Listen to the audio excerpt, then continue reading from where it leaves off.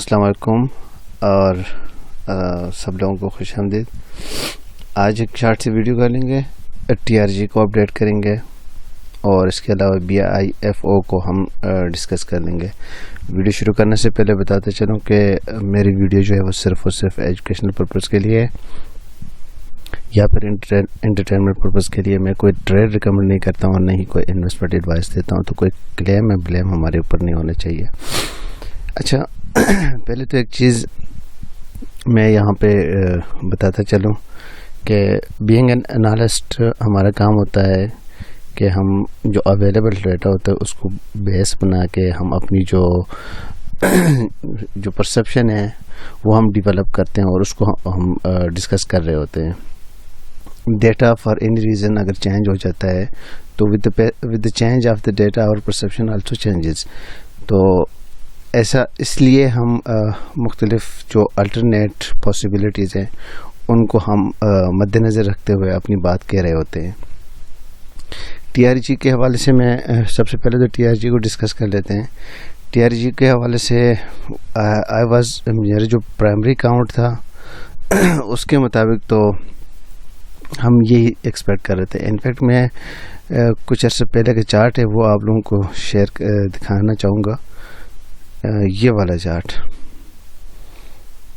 जिसमें आप क्लियरली देख सकते हैं कि हम यहाँ पे जब हम थे इस एरिया में तो वी वर एक्सपेक्टिंग के यहाँ से एक बाउंस मिलेगा ऊपर के लिए, और वो बाउंस ऐसा होगा कि उसमें हम हो सकता है कि इस वेव 4 के लिए यहाँ पे कोई सा भी स्ट्रक्चर यहाँ अनफोल्ड हो सकता है, उसके बाद फिर ड्रॉप आना था उसने। लेकिन ये हमारी प्राइमरी परसेप्शन थी। लेकिन अनफॉर्चुनेटली हुआ ये कि पिछले कुछ वीडियोस में मैं अपने जो सेकेंडरी मेरी परसेप्शन थी उसको हम यहाँ पे डिस्कस करते आए हैं, जिसमें हम यहाँ पे इस एरिया में अगर हम देखें इस एरिया में अराउंड इस एरिया में हम ये कंसिडर कर रहे थे कि ये जो वेव ए है वो यहाँ पे कंप्लीट हो चुका है और हम उसके बाद अब यहाँ से ऊपर वेव बी के लिए जा रहे हैं। ठीक है, तो लेट्स सी अब जो करंट डेवलपमेंट्स इसमें हुई है उसको अगर हम देखें तो ये वाला काउंट जो था हमारा ये वैलिड नज़र आ रहा है सो फार, और इसी को ही हमें फॉलो करना चाहिए। डिस्कस कर लेते हैं इसको।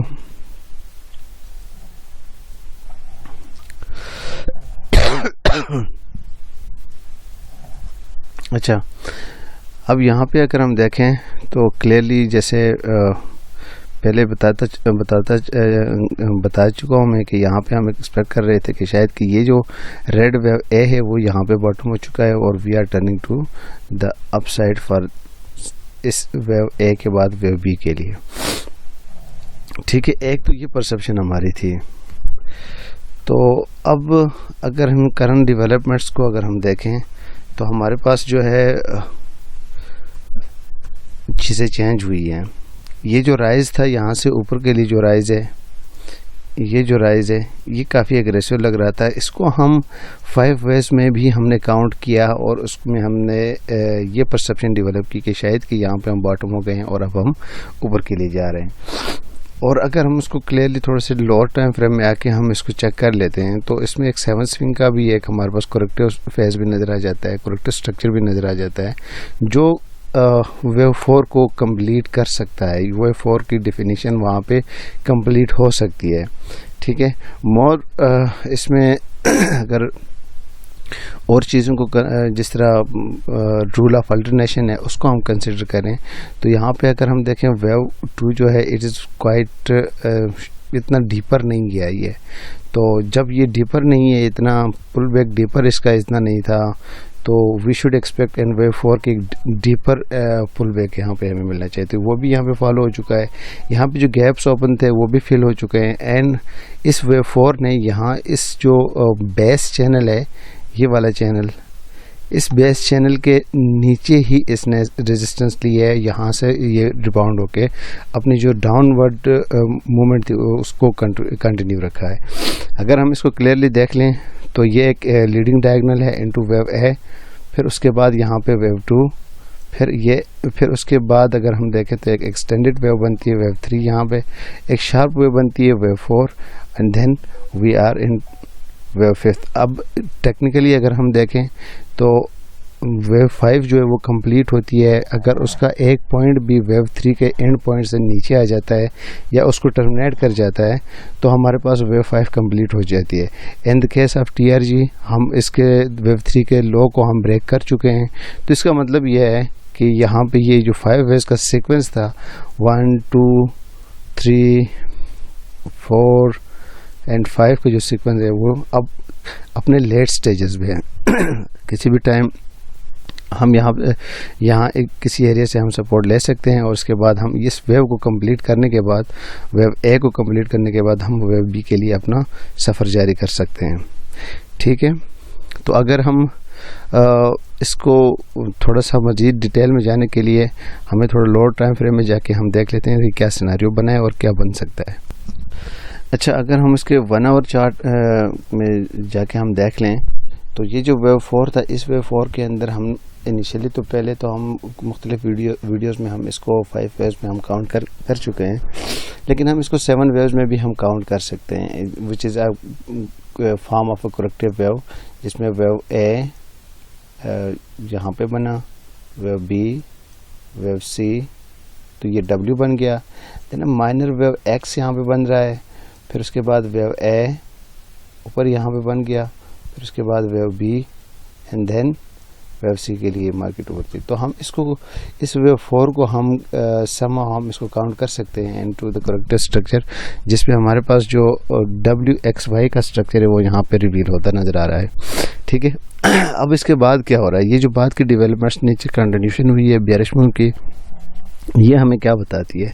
अकॉर्डिंग टू दिस अगर यहाँ पे still if it is wave 4 या फिर यहाँ पे जो हमारे सेकेंडरी काउंट है उसके मुताबिक यहाँ पे ये वेव ए है BCD समहाउ, या जिसमें हम ABCD यहाँ पे एक ट्रायंगल को हम एक्सपेक्ट कर रहे थे। अगर आप पिछली वीडियोस में जाके देखें तो ऐसी सूरत में अगर ये TRG यहाँ से रिबाउंड हो जाता है, ऊपर निकल आ जाता है, तो फिर तो पॉसिबिलिटीज़ यहाँ पे बहुत सारी चीज़ों की होती है। एक तो ये जो प्रीवियस जो वीडियोस में हम डिस्कस कर चुके हैं बी में हम ट्रायंगल हम एक्सपेक्ट कर रहे थे, उसके लिए हमारी जर्नी स्टार्ट हो सकती है, पहली चीज़। दूसरी बात, हम यहाँ पे इस वेव 4 को फिर हम ये भी कह सकते हैं शायद ये यहाँ कम्प्लीट नहीं हुआ है एंड इट्सेल्फ यहाँ पे एक ट्रायंगल हो जो वेव 4 को रिप्रेजेंट करे। ठीक है, बहुत अर्थ केसेस जो हैं वो यहाँ पे पॉसिबल है। बिसाइड्स अगर हम ये कहें कि नहीं वेव 4 यहाँ पे अगर कंप्लीट हुआ है तो हमारे पास ये होगा कि इधर से जो नीचे मूव आई है उसमें हमारे पास जो 5 वेव्स का सेट है वो कंप्लीट होना चाहिए।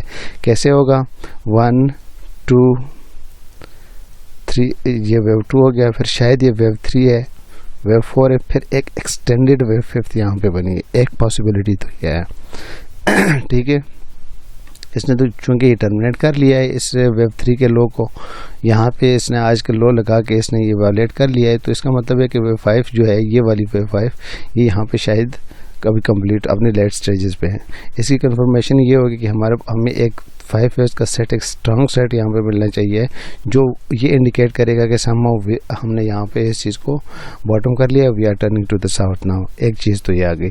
दूसरा काउंट इसका ये बनता है जिसमें हम वेव 1 2, इस वेव 2 के नीचे हम फ्रैक्टल्स में इसको काउंट करेंगे, वेव 1 2 3 को जो है हम फ्रैक्टल्स में काउंट करेंगे और ये 3 बनेगा ना। हो शायद है कि हम वेव 4 में हैं, वेव 4 के बाद हम 5 में आएंगे, फिर एक वेव 4 बड़ा डिग्री लेवल का रहेगा इस वेव 2 के अगेंस्ट, और फिर उसके बाद हम डाउन आ जाएंगे। तो यहाँ पे मज़ीद नीचे कंटिन्यूशन जो बेरिश मूव है ये फिर इस सूरत में भी नज़र आ जाती है। बहरहाल बॉटम लाइन में कर दूं कि what ever the structure it is unfolding, हम इस वेव ए को हम ट्रैक कर रहे हैं। इस वेव ए के अंदर हो सकता है हमारे पास एक 5 वेव्स का सेट हो, या हो सकता है हमारे पास ABC का जो स्ट्रक्चर है। अगर ABC का स्ट्रक्चर है तो हम इसको यहाँ पे बॉटम कर चुके हैं और हम अपने जो वेव इस वेव ए के बाद वेव बी की जो जर्नी है उसको हम स्टार्ट कर चुके हैं।